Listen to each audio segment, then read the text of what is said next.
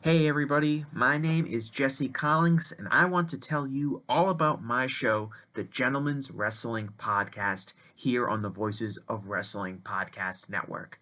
On the Gentleman's Wrestling Podcast, we do a thorough analysis on the biggest issues and trends within the pro wrestling industry. We talk a lot about pro wrestling media, we talk a lot about fan culture and wrestling's place within general pop culture, and we talk about the broader influences that are shaping the way we discuss and analyze the pro wrestling industry.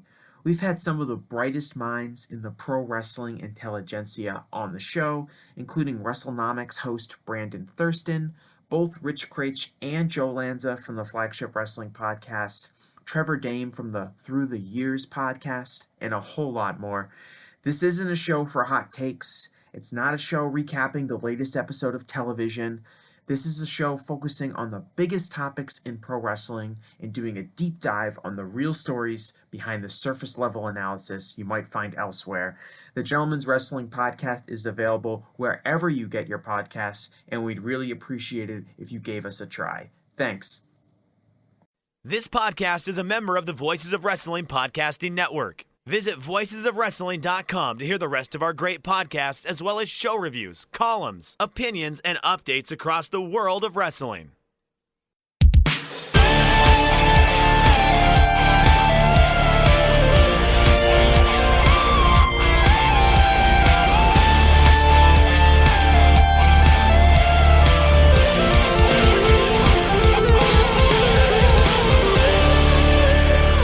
Welcome back to the Good, the Bad, and the Hungee here on the Voice of Wrestling Podcast Network. I'm your host, Tyler Fornes, and Fred will be joining me here shortly.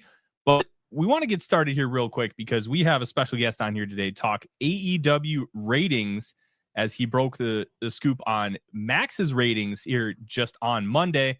He is renowned journalist BJ Bethel. BJ, how are you doing? Thanks for having me. It's a pleasure to be on. Yeah, we're glad we're able to have you because I think this is one of the more important business stories that we've had in some time, especially since Raw debuted on Netflix and we kind of starting to understand how their ratings are tracked. And you dropped the story that AEW's averaging around 500,000 people in I believe the first 24 hours of when Dynamite airs. So I kind of wanted to give you the floor and try to understand a little bit more about what those ratings mean, what they are, and I know they're calculated significantly different from Nielsen, and we can kind of talk about all that as well. Yeah.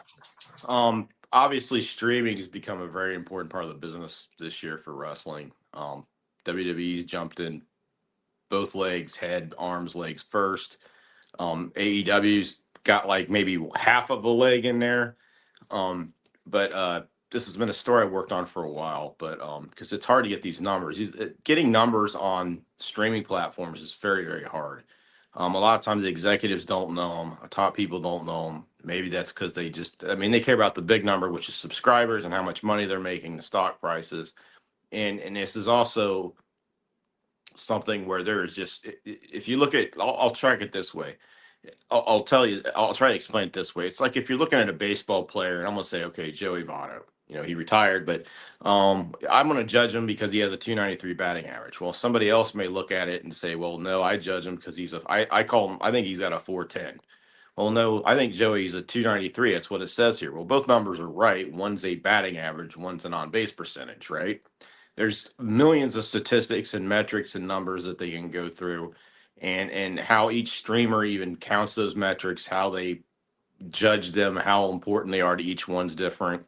And talking to people over the last few months in the business and in the TV business, I should say, not the wrestling business, I was finally able to get some numbers. And it looks like, if you consider all the big bumps they have, they're probably averaging around a 500,000. It might be a little bit lower.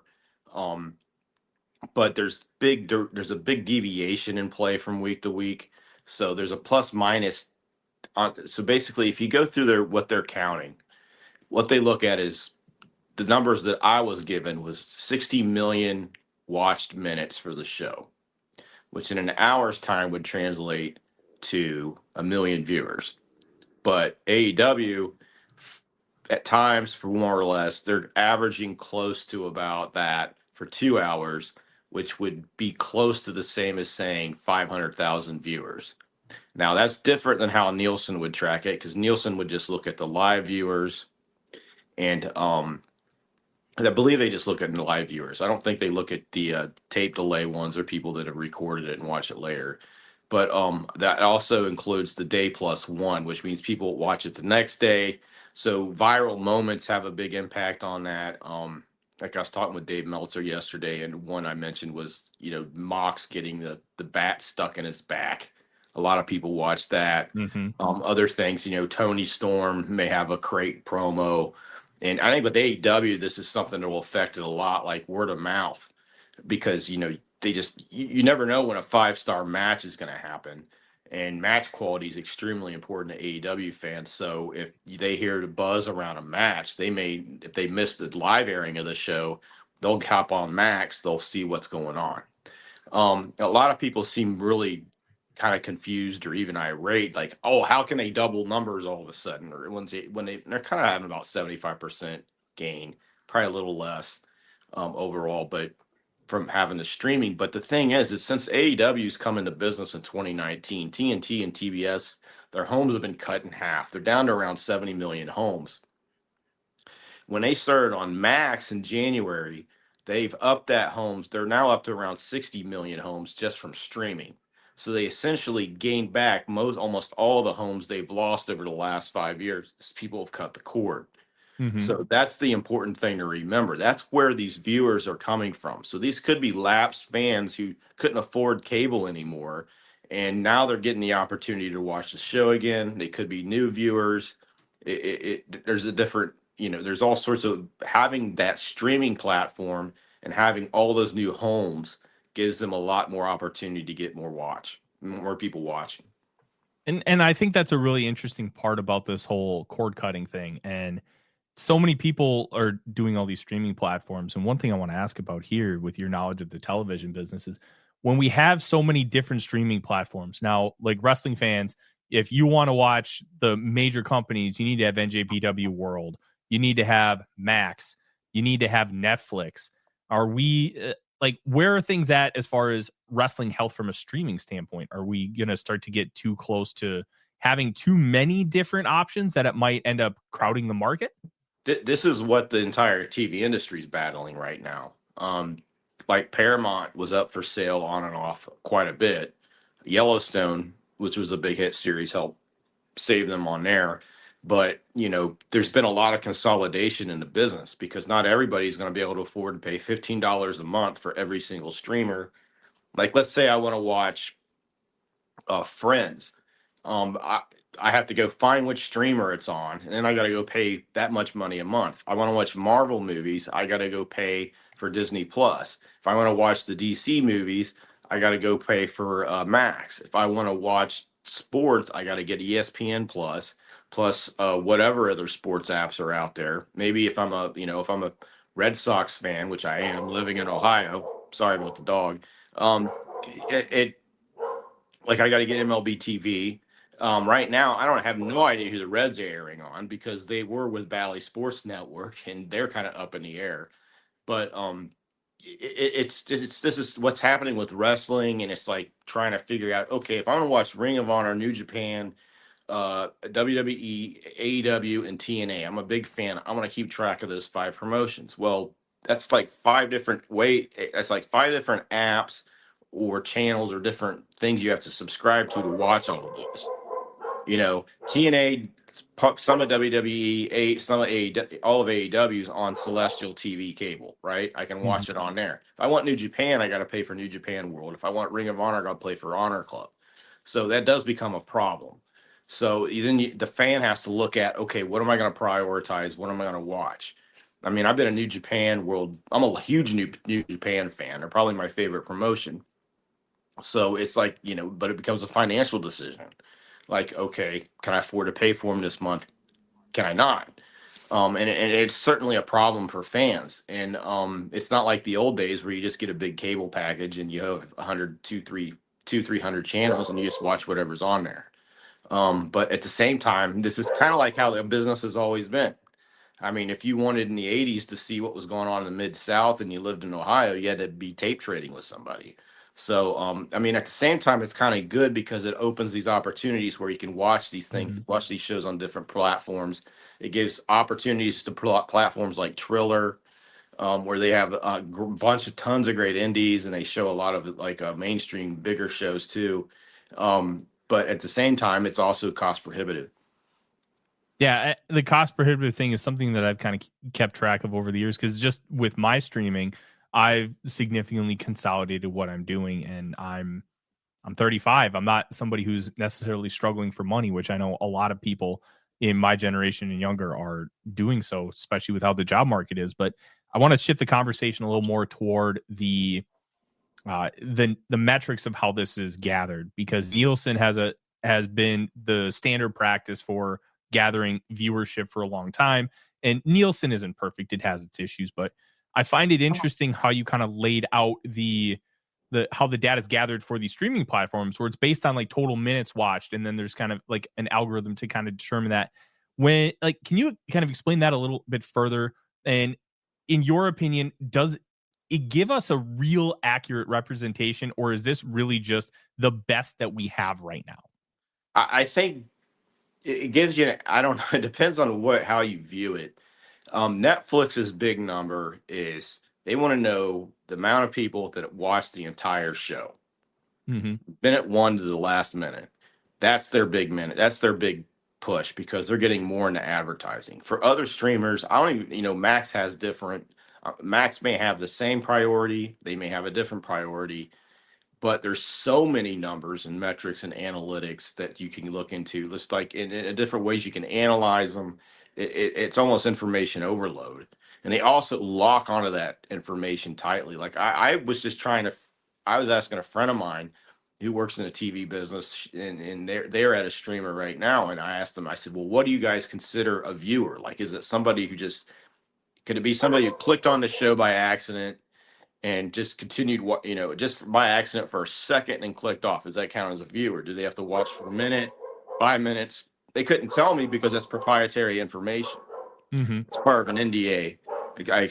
Please excuse my dog. Apparently there's a cat out front or something. I got 2 dogs in my office right now. I understand. This happens every time I do anything on a phone. And most of the time she's sleeping in the room. The only time she comes out and does this is if I'm on talking to somebody on a podcast or on Teams or something. Um, but yeah, I mean, just what they consider a viewer is proprietary information. So that could change from company to company. So there's no like uniform standard. I mean, they may all use the same metrics. I don't know because nobody's really talking about it. It was extremely difficult to get these numbers. I mean, this was something I've been working on since January when the show started airing. Of course, Netflix does air, and Netflix does give out a top 10 shows Mm-hmm. I think about every day, like what's appearing on the network. But those numbers are based on what they think's important. That may be much different than what the Nielsen number is. It might be much different than what Max sees as his key number. It, it's it's definitely, there's some chaos to it right now, and I think that's important for fans to understand because when they're seeing these numbers, they need to know that it's not all about, okay, how many viewers does it got? Well, that's a complicated question now. Even with Nielsen, it's like they kind of downplay maybe who the total viewers are, because how they do things based on households and how Mm-hmm. small their sample is. But I think the thing people can take away from this is AEW is doing extremely well. They got a great TV deal. The ratings have kind of straightened up. They even gone up a little bit, I think, last episode. And they're still doing great gates for pay-per-views. I don't know if their gates for their regular TV showings have done better or not. They kind of hit a low point, and the crowds have been better because they've been doing smaller arenas. I think gate-wise they need some help, but I also think ticket prices increases have been a factor there. But in WWE, creatively, maybe they're starting to hit a little bit of a lull after this hot streak they've had. But the thing is they're still really healthy. Like a lot of people pointed out that WWE's viewership, at least the numbers that have been coming out, is really low. But the thing is that's not really important to them right now. I don't think they care because they're making a lot of money. They're getting a ton of engagement. they were brought in to help bolster a demographic Netflix isn't strong in. And for them, their key isn't going to be viewership numbers. It's going to be trying to fight the algorithm that they have, the search algorithm is Netflix, just things like that. And in the week to week Netflix debuts, because they always have new shows, documentaries, comedy specials that are debuting. But they're making a lot of money. They're doing really well. They're pretty happy. So when they worry about the numbers and making Netflix happy, or that'll be in 5 years when the contract's up. But right now, right now both companies are doing very well. I think that's what fans can take away from this. And just also it goes to demonstrate that that these are two very different wrestling companies. They emphasize different things, and they both have found fan bases and are doing well. I mean, WWE's has been going on for 70, 80 years, and AEW's, they're the most successful startup league since the AFL in the 60s. You're going back half a century.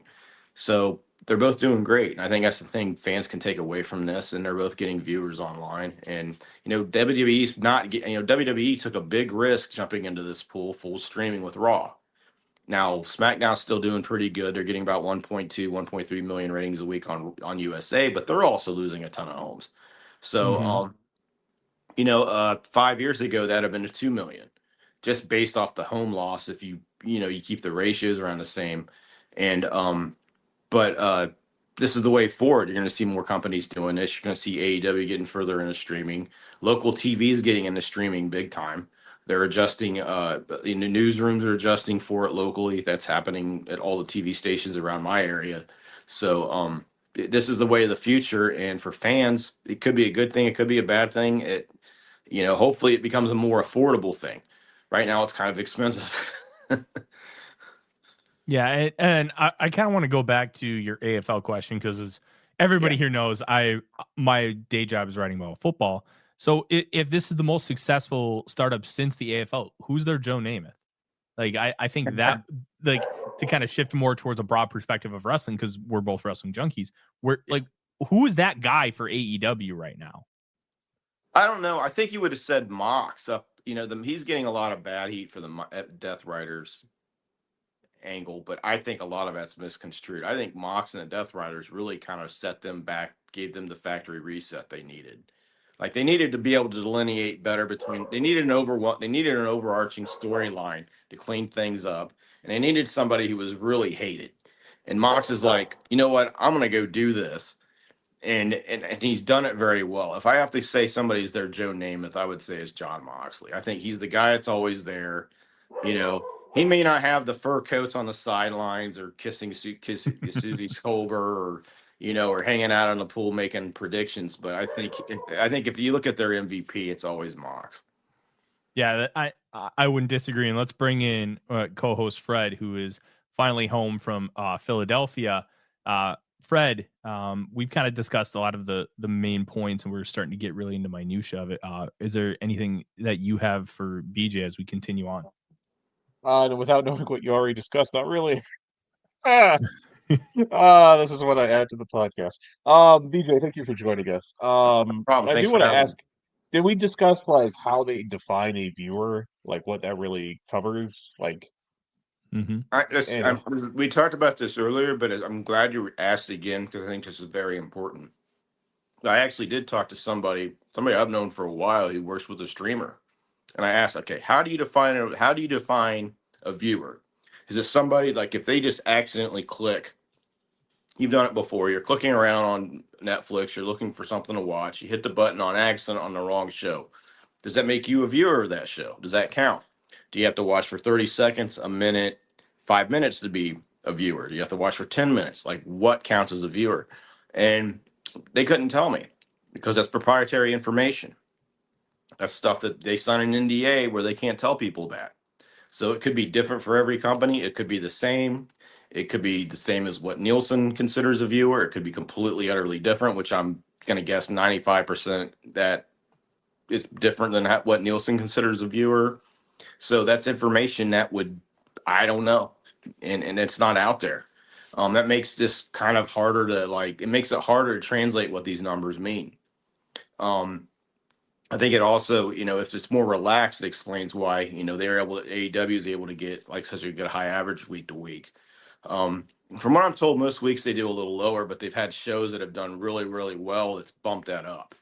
And plus this is something I emphasized in the story I wrote. The deviation week to week is huge. It's plus minus 10 to 20%, which is a lot. That is a Yeah. huge deviation. And it also hinges on things going viral, like Tony Storm's Megan Bain promo, uh, Mox getting a bat stuck in his back. I mean, if somebody has a 5-star match and it's going viral, that'll change, that plus one that's factored in there. This isn't just live like Nielsen judges it. This is a plus one. So there's an extra 24 hours thrown in there. So that also adds to it. So it's a different number than how the Nielsen number is being counted. And it would be very helpful to know what they consider the viewer to be. But right now, that's the information I don't have. They're keeping it pretty lock and tight. Yeah, I have actually never used Max to watch AW before. I always just use the YouTube TV um, recording function. So I've opened up Max. I just use it for like classic movies when I do use it. And I have not yet found how to watch AW yet. Um, They so could do a I better job with the algorithm on that one. It was really hard to find Collision. I don't know that I've really given them a reason to think that I'm watching Collision, right? Or Dynamite. I've been watching like 50s movies. So What you I mentioned have to right think, there, what you just talked about, is the hmm biggest uphill battle WWE is going to face for the next 5 years, yeah, which is they're in a war with Netflix's algorithm, with its search function, and with the demographic it's prevailing right now there. yeah, Because as they go on through, it's going to be harder and harder for their content to be up front on the main page. And it's going to be harder to search for it. And that's why you're seeing from their debut episode, you've been seeing a precipitous drop week by week, just about. yeah. Um, I think I they've thought that, mostly bottomed out at this point, right? who knows? I mean, I thought the True. Cena tail turn would really crank it back up, like close to debut levels. It hasn't done that. But at the same time, I don't know if these numbers, like the traditional number or the watch minutes number that they're using, I don't know if WWE even cares about that. What Netflix wants is engagement. WWE gives Hmm. them tons of that. It also gives them a live audience where you can put Netflix stars out and they do a shout to the crowd every week. I know WWE isn't worried about this right now. I know that Netflix seems to like them, so I'm not sure that it even matters that much at this point. They bring in a demographic they don't have right now, so why that makes it hard for them on the algorithm and through the search. It also helps them out. It also helps bolster Netflix. So they're coming in and doing what they're supposed to be doing. They seem to be happy with. I only talked to a couple people over there. They seem to be happy. They're making tons of money. They got Mania coming up. It's going to be a huge Mania. Um, they're selling out like crazy. They're doing great crowds. The live crowd's great. But it's this is another thing. It's like people are going to have to really take a look at it. It's like with AEW still so much on cable TV and Raw, at least completely on streaming. It's like they're basically in two different media worlds now where Yeah, AEW kind of has like half a foot in the water with streaming.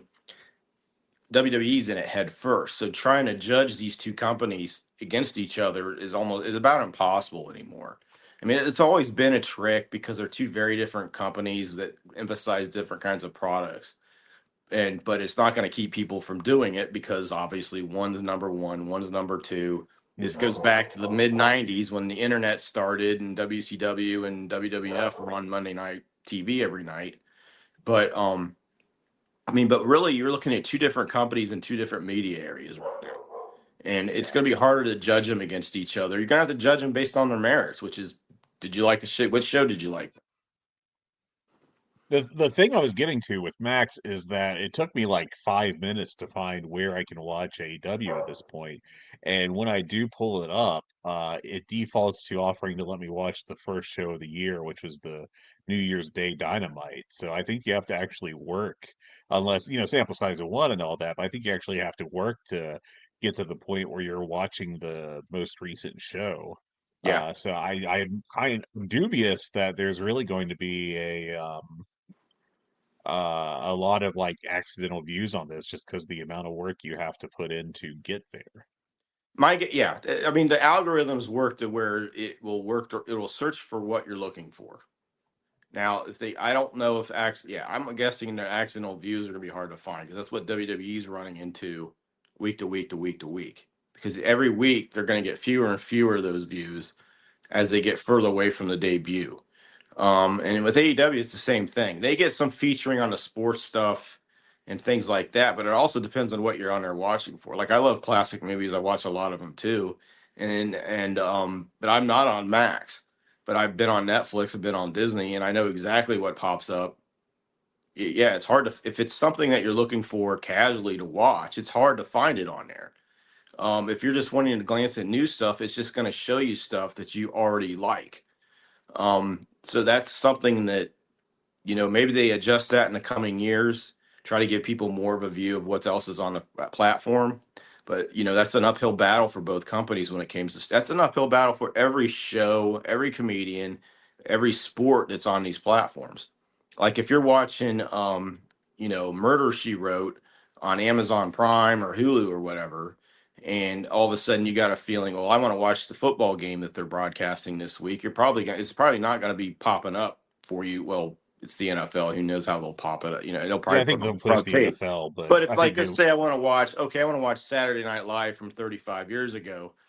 yeah. It's going to be an entire different process trying to find it. So, this is just, this is probably something that's going to change a lot because the algorithms change constantly. And it just gets into more of the factor of like, okay, how do we determine what's success and not? And I think the biggest way you can determine it is, are they paying them a lot of money to be on there? And for both companies, they're paying them a ton of money to be on there. A couple more questions for you, BJ. Then we want to be respectful of your time because I know you're a busy guy. I'm going One to of the ask you things. about the Vikings first, but go ahead.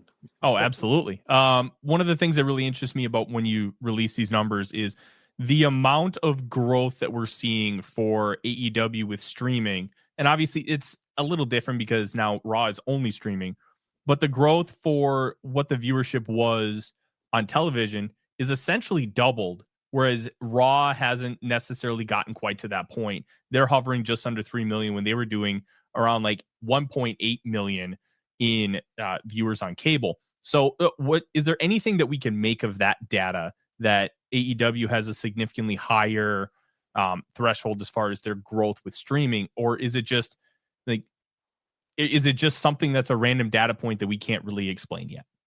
I think it's something that we're just going to have to keep an eye on and watch. I think it's also AEW has a strong foundation on cable TV. Raw's completely jumped into the pool. So when it comes to judging the viewership or performance of both companies, it's going to be hard to do that like you had when you had a solid Nielsen number. And even then, the Nielsen number was flawed. I don't think people realize just how flawed it was, Mm-hmm. but it gave you something to go by. I mean, if you're fans and you don't like the other product, but you like your product, you're looking for something to keep score by. And the Nielsen rating is what we had for years. You know, I mean, I never cared for it too much, but Eric Bischoff ran an entire company based on what that Nielsen rating was going to be every week. He did it for 5, 6 years. So, whether that changes or not, I don't know. We'll just have to see. I think as long as AEW is on cable, it's going to be really hard to judge them with WWE, and just because of they're in separate media worlds right now. Now SmackDown is still on regular cable. You can judge them off that, but I'm going to guess that sooner or later, at some point, they move streaming too, depending on what happens with USA because they're losing homes. You know, it's like they've lost half their homes too. Like a lot of people don't understand that because someone was trying to. I saw somebody online making a point. Well, wow, if you had their numbers together and SmackDown got a 1.3 million, then that makes it no. That's not true because of streaming. AEW's added all these homes that they lost. We're close to adding the same number of homes that they've lost over the last 5 years because of cord cutting. SmackDown, you're just taking their Nielsen rating for what they're getting on TV. You're not counting whatever it is on Peacock or wherever it might be streamed at, and you're not adding that number to it. So that isn't a fair comparison at all. And I think right now, I think even with how companies just look at different numbers and they release different information, and most of the time they don't release any information. It's just going to be hard. It's going to be hard to judge them based on a number like that. You have to judge them for the quality of the show they put on. No, I wouldn't disagree there. Last thing for you, and then we'll get into some Viking stuff. One of the things that you mentioned is how AEW is comparing to other sports on Max, and the two that we have mainly are the NHL and the NBA, where you have in your article, scoops.com, talking about how NBA games are usually averaging around 1.7 to 2 million viewers, but AEW has regularly outperformed some major hockey games on the app. We've known for a long time that the Turner Network has really prioritized AEW as a sports-based product. With this information, is that still the case, or are they using the AEW data to compare to their non-sports entities that they're using on the Max platform? From what I've been told, Warner Brothers Discovery looks at them as an entertainment product, but obviously they cross both ways. I think a lot of this goes. You'll probably see more promotion of them on sports for one factor, and that's because of the NBA deal. They didn't keep the NBA, which is now looking like a relief to them because NBA ratings have been cratering this year. I was talking to somebody last night, and this was something I was talking to somebody in the industry back when the Luka Doncic trade happened, and they were telling me, man, bet you Warner's just really happy they didn't keep him, and it's actually saved them a lot of money. You know, they can charge ESPN millions to like use Shaq and Barkley and those guys and make some money off that. But it also clears up some space where, you know, where they consider AEW an entertainment entity, it also crosses over into sports. And to me, it makes sense. I expect them to probably go after UFC pretty hard. I think that's something you'll see Warner do. I don't know if they'll have the money to do it. I don't know how that'll work. I mean, it would be. I see Major League Baseball moving away from ESPN. I don't. I think that was a bad idea. I mean, ESPN is still kind of the epicenter. Like you want to be on the highlights. You want to be on Sports Center. You want to be. You want Stephen A. Smith to talk trash about you. You want all that stuff because it keeps you in the conversation. I think it would be hard for UFC to move away from ESPN, even though it seems that relationship may be a bit fractured, just based on the fact that being on ESPN alone has a lot of benefits that you won't get going to anywhere else. But you know, there's a lot of talk of them going to Netflix. We'll see what happens there. But I think with AEW and sports, I think they might promote, depending on how much space and what they got and what they end up having on there. Maybe who knows? Maybe they end up with Premier Soccer. Maybe they get some NFL games from somebody. We'll see what happens. It's a lot of it's going to depend on what the space is and what they decide how best to promote the product. Yeah, I think that's going to be really interesting to kind of see how that progresses forward as we've seen throughout AEW's tenure. Fred, anything else before we get into some football minutia? Not offhand, so go right ahead. What do you got for me, BJ? All right, I got to ask. I mean, you got Justin Jefferson up there. When are you guys going to get a quarterback? I mean, JJ McCarthy, he was sat on a bench all last year. Well, he tore his meniscus in the preseason game where he looked like $1 million. So that's the reason why he was out. The way Kevin O'Connell's kind of coached this team, he's become like a quarterback whisperer. He can elevate anybody. And they really believe in McCarthy. When you look at some of the underlying metrics, like he was incredible in high pressure situations, like 3rd and 7 plus, 4th down, 4th quarter, overtime. He was lights out. But he also played in a Michigan offense where they focused on running the ball because that's just what Jim Harbaugh wants to do. He was a quarterback and all he wants to do is run. It's very intriguing that way. So he only threw the ball like 650 times in college, but they really believe that he can elevate what this offense is and be a quicker version of what Sam Darnold was last year. Darnold held the ball quite a long time, third in time to throw in the National Football League, which is both good and bad. There are drawbacks to the positives, but he's a quicker processor. He's got a lightning fast release. His arm strength, like how they tested the combine, where you just throw into like a pad, 61 miles an hour, second to only Joe Milton, who's got a cannon arm just like Josh Allen does. So they really believe in him. And I completely get it. I'm guessing you're kind of asking about the Aaron Rodgers thing, which Aaron Rodgers 3 years ago, yes. Aaron Rodgers now, I'm out. Team killer.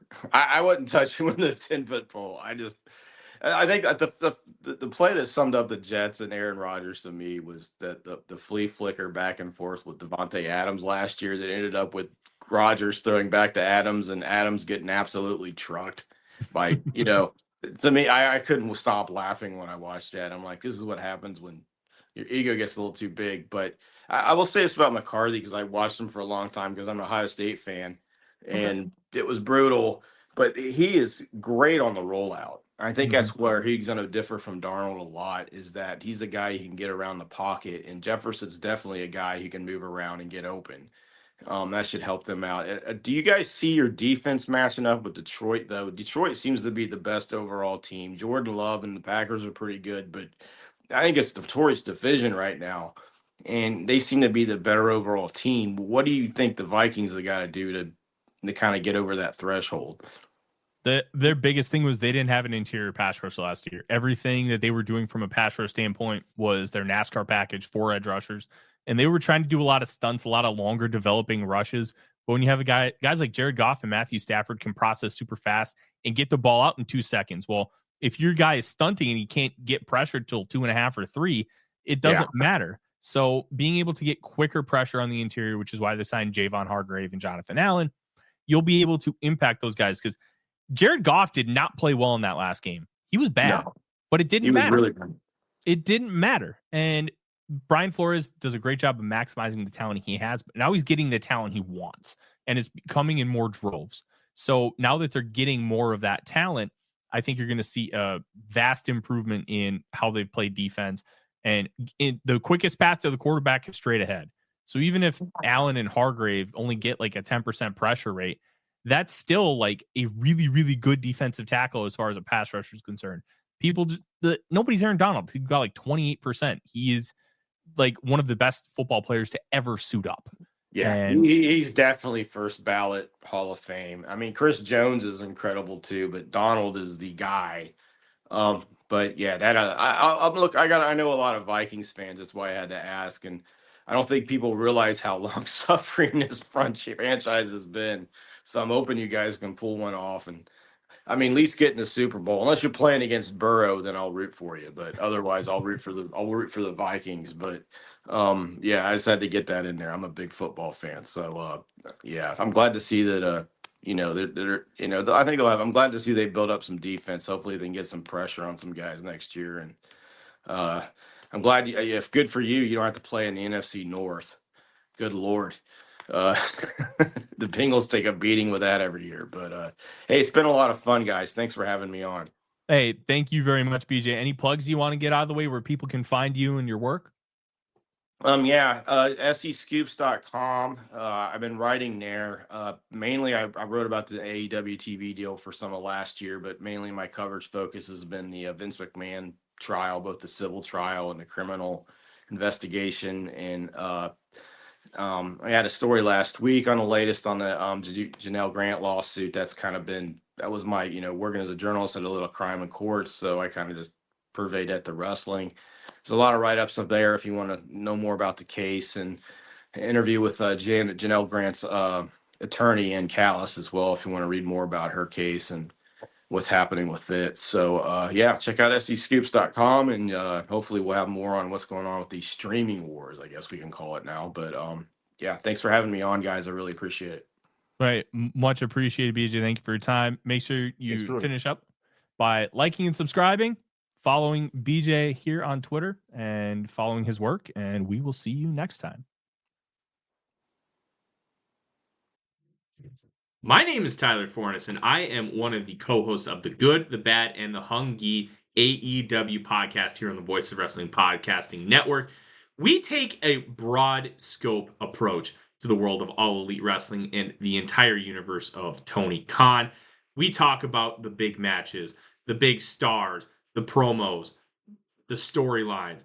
And we also look at it from a big picture perspective.